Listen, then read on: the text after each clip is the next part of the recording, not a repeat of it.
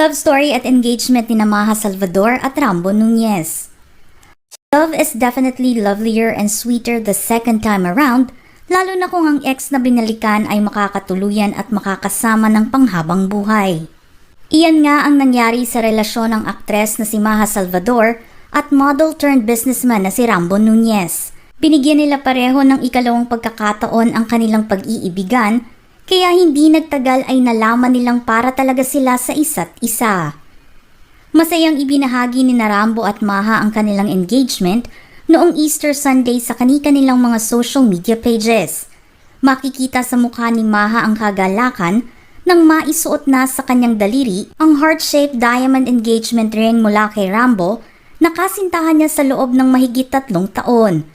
Lumalabas na sa El Nido, Palawan naganap ang marriage proposal ni Rambo kasabay ng bakasyon kasama ang kanilang pamilya. Sa Instagram account ni Maha, maikling caption lamang ang isinulat nito, subalit ito ay puno ng kahulugan para sa isang taong papasok sa panibagong yugto ng kanyang buhay. Ipinakita ni Maha ang kumikinang nitong singsing at sinabing may new beginning. Samantalang si Rambo naman ay nagpost din ng mga litrato at sinabing, "The best part is yet to come, my love," sa caption nito. Marami sa kanilang mga kaibigan sa loob at labas ng showbiz industry ang masayang nagpaabot ng kanilang pagbati sa newly engaged couple. Sa isang IG story repost ni Maha sa naipost ng kaibigan na si Tao Reyes, sinabi nitong totoo ang ibig sabihin ng speechless dahil hindi ito nakapagsalita nang maganap na ang proposal ng kanyang other half. Ang kanilang mga magulang ay masaya ring nagpaabot ng kanilang katuwaan dahil madadagdagan ng bagong miyembro ang kanilang pamilya. Matagal na ipinagdasal ni Maha ang boyfriend na si Rambo Nunez at hiniling na ito na ang kanyang makatuluyan sa buhay. Pumasok sa iba't ibang relasyon ng aktres noon at ilang heartbreaks na rin ang kanyang naranasan. Kaya naman dasal nito na si Rambo na ang kanyang maging forever. Siya rin ang nag-iisang lalaki na higit na namumukod-tangi sa mga nakarelasyon ni Maha dahil lubos nitong naiintindihan ang trabaho ng aktres at buong puso nitong tinatanggap ang pagiging sikat at kilala ni Maha. Higit pa rito, maganda ang naging pakiramdam ni Maha sa pagtanggap sa kanya ng pamilya ni Rambo. Kung sa bagay, pamilyar na rin sa mundo ng showbiz si Rambo dahil ang kanyang ina na si Marilyn Nunez ay kilalang PR at events expert na dating personal assistant ng actor turned politician na si Richard Gomez. Kung kayo talaga ay para sa isa't isa, gagawa ng paraan ang tadhana upang magkasama kayong muli. Ito nga ang nangyari sa kanilang dalawa bago nila inumpisahan ng second chance at love. 2018 nang magsimulang dumating ang mga random encounters nilang dalawa at una na dyan ang pagkikita nila sa airport lounge. Matapos ang unang pagkikita nila sa loob ng 8 taon, walang ideya si Maha na nagparamdam sa kanya si Rambo sa pamamagitan ng direct message sa Instagram at nagtatanong kung nagbago na ito ng phone number. Ang sumunod na pagkakataon ay sa isang gym kung saan pumirma siya ng trial membership para sa mga kamag-anak na bibisita sa bansa. Dito na muling nagtanong si Rambo tungkol sa phone number ni Maha. Walang kamalay-malay ang aktres na sa pamamagitan ng kanyang personal assistant, malalaman ni Rambo ang kanyang cellphone number. Todo suporta kasi ang ipinakita ng kanyang PA na sinabing ginusto niyang ibigay ang number ni Maha para magka-love life na ito. Subalit paninindigan ni Maha noon, wala itong ex na binabalikan. Ganoon din naman si Rambo na hindi na masyado pang ipinilit ang sarili sa aktres dahil wala rin itong binalikan na ex. Araw ng Pasko nang i-text ni Rambo si Maha kahit walang inaasahan na pagbati mula sa aktres. Pagsapit naman ng bisperas ng bagong taon, nag-uusap pa rin sila at dito na natagpuan ni Maha ang kanyang sarili na baliin ang nasabi nitong hindi na makikipagbalikan sa ex. Buong buwan ng January, magkausap pa rin silang dalawa at nagbibigay ng update sa buhay ng isa't isa. Dito na nangyari ang una nilang date makalipas ang halos 1 dekada. Nang sumunod na buwan, dito na naglakas ng loob si Rambo na tanungin si Maha na maging girlfriend niyang muli. Ito na rin ang pagsisimula ng panibagong love life ng aktres sa kanyang ex-boyfriend at Valentine's Day noong 2019. Lumabas ang balita tungkol sa litrato ng isang bulaklak na may card at nakasulat dito ang mensaheng, Thanks for being my Valentine after 9 years. Taong 2019 nang makumpirma na si Rambo Nunez ang bagong boyfriend ng aktres at mismong sila ang naglantad sa kanilang relasyon sa social media. Bago ang relasyon ni Rambo kay Maha, nabalita munang naging karelasyon nito ang Fil-Am model na si Kelsey Merritt, ang kauna-unahang Filipina na nakasali sa runway fashion show ng isang kilalang lingerie brand. Ang kanilang pag-iibigan ay hindi nagtagal dahil long-distance relationship ang mayroon sila. Ang distansya at magkaibang time zones ang naging dahilan upang magkalayo sila ng tuluyan. Sinabing kakahiwalay lamang nila isang buwan matapos na umamin sina Maha at Rambo sa kanilang relasyon. Subalit bago mauwi sa isang seryosohang relasyon ang pag-iibigan ni Maha at Rambo, nabalita na noong una na naging magka-date silang dalawa. Taong 2010 ang una silang magkakilala, ngunit hindi ito nagtagal dahil abala si Maha sa pagtatrabaho at maraming proyekto ang nakalinya sa aktres. Idagdag na ang pagiging breadwinner nito.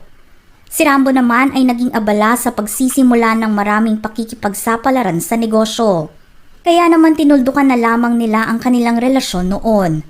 Matapos nilang magdesisyon na maghiwalay, naugnay naman ang pangalan ni Maha sa kapwa nito artista na sina Gerald Anderson, Matteo Guidicelli at Carlo Aquino.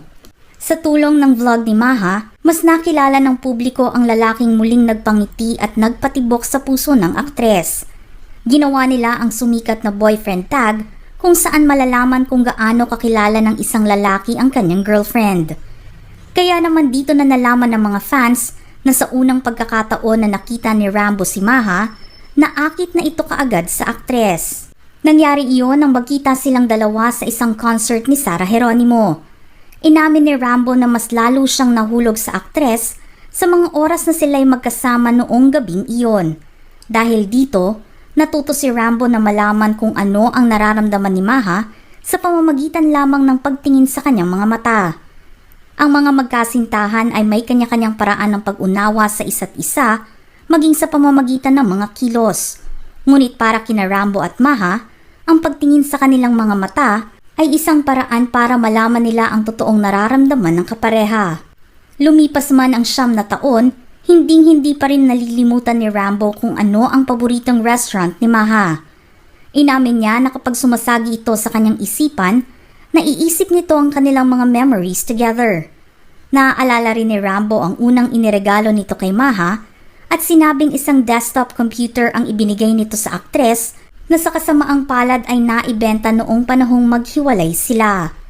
May pagmamalaki naman ni Maha na sa 3 katangian ni Rambo na hulog ang kanyang kalooban. Aniya, napaka-driven niya. Maayos ang pakikitungo sa mga tao at napapasaya siya nito na hindi kayang gawin ng iba. At dahil nga mahal na mahal ni Maha ang boyfriend, natatawa pa rin siya kahit sa mga corniest jokes niya. Ibinunyag naman ni Rambo na kung mayroon man siyang ikagagalit kay Maha, ito ay ang kanyang pagiging workaholic. Sa vlog noong 2019 din nalaman ng maraming tao na ipinangako nilang hindi na sila maghihiwalay pang muli. Isa ng malaking no ang breakup para sa kanilang dalawa, kaya naman susubukin nilang mapagtagumpayan ang mga pagsubok na kakaharapin nila sa darating na panahon. At iyan nga ang naging pruweba na mas minahal nila ang isa't isa sa ikalawang pagkakataon na ibinigay sa kanila. Pinagdadasal ko yun. Ang daming mag-e-ex na sinasagot yan ng diretsyo, nang walang takot, di ba? Ba't tayo, kailangan nating maging totoo. Hindi mo alam kung anong meron tomorrow. So if you really want that person, love that person. I think kailangan mo lang ipagdasal hanggang dumating yung araw na mapapakinggan niya yung prayer mo. Iyan ang mga nasabi ni Maha sa isang interview tungkol sa tanong kung si Rambo na ba ang matatawag niyang the one. Kinain nga ni Maha ang kanyang mga nasabi na hindi ito nakikipagbalikan sa kanyang mga ex. Subalit naging maganda naman ang epekto nito sa buhay ng aktres. Nang aminin nila sa publiko ang kanilang relasyon, ipinangako ni Maha na kakayanin niyang balansehin ang kanyang trabaho at personal na buhay para kay Rambo nang sa gayon ay mabigyan nito ng oras ang kanyang love life. Matagal na ring naisusulat ang tungkol sa di umano'y engagement nilang dalawa, subalit para kina Maha at Rambo, hinihintay nila ang tamang oras upang isagawa ang pagbubuo nila ng sariling pamilya. Maging ang pagiging mag-business partners nila sa Crown Artist Management, isinaalang-alang na rin ni Maha. Si Rambo ang Chief Executive Officer ng kumpanya, habang ang aktres naman ang tumatayong Chief Operating Officer. Sinabi nito na kahit na siya ay ma-engage at magkaroon ng pamilya, hindi niya maiiwan ng showbiz, na minahal na niya noon pa man. Ang isang dahilan lang ng kanyang paghinto at pagkawala sa industriya ay kung siya ay magbubuntis na. Ngunit kung hindi pa naman iyon mangyayari, ipagpapatuloy nito ang kanyang pag-aartista maging ang pagiging manager sa talents na hawak ng cam. Pinili ni Rambo na ngayon mag-propose sa kanyang kasintahan dahil mas gusto nito na hindi scripted ang mga kaganapan. Kahit maraming mga tao ang nag-aakalang ikakasal na sila noon at nag-propose na ito kay Maha, hindi ito nagpadala sa nais mangyari ng karamihan. Ayon sa interview ni Rambo sa usaping kasalan kay Maha, timing lang. Gusto ko di siya scripted for me. It's more of yung moment. And if it will come, it will come. I can't really answer. Basta kung mafe-feel ko, if I wake up one day feeling ko this is it, diba? It will happen. Siguro if there's one thing na hindi planado, kasi ang career planado, ang management planado. Siguro yun ang part na yun ang hindi talaga planado. Sa katatapos lamang na engagement ni Maha at Rambo, marami naman ngayon ang nag-aabang kung kailan at saan nila gagawin ang kanilang pag-iisang dibdib. Marami ang na-excite nang gawin nilang opisyal ang kanilang engagement dahil sa nakikita ng publiko, maganda ang chemistry nilang dalawa matapos na magbalikan at nararapat lamang na mauwi ito sa pagpapakasal.